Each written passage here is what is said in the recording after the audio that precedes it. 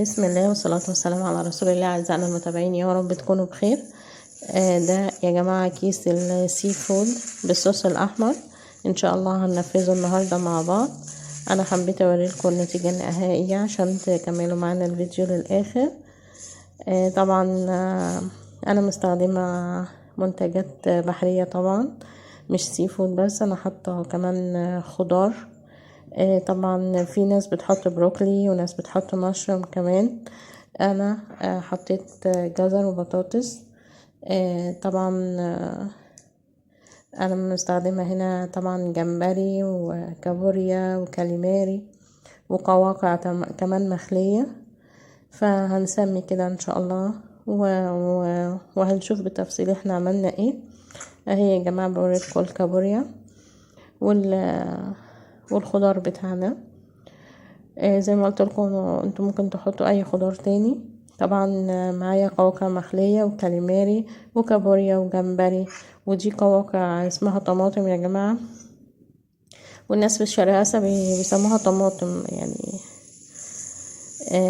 او معذرة هنا طماطم، في شرق اسيا بيسموها اذن البحر او حاجة كده يعني.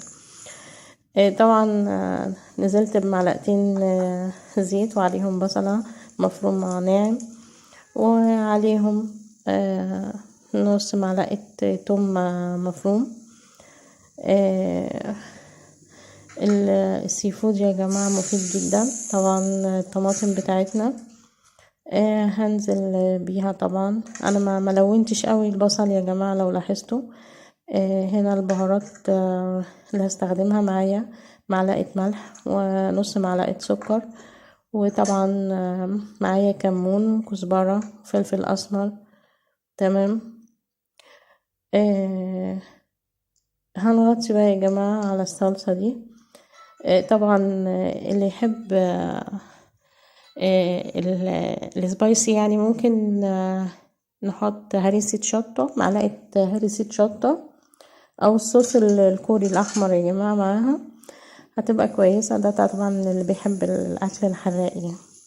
الصلصة هنا بقت كويسة، شايفاها مناسبة. والخضار بتاعنا طبعا الليمون.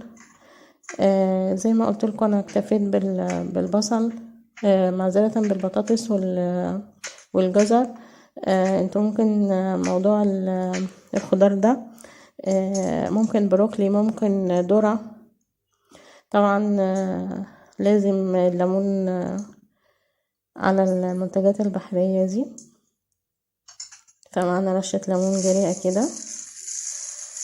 فضلا يا ريت تعملوا لنا اشتراك في القناة لو وصفاتنا بتعجبكم. طبعا الكيس اهو يا جماعة اللي انا ده كيس حراري. هبدأ طبعا احط فيه الاسماك بتاعتنا. دي قواقع مخلية زي ما قلت لكم يا جماعة، وكابوريا وجمبري والخضار بتاعنا. في ناس بتجيب اللي هي القواقع سليمة او الجندوفلي او بلح البحر كمان.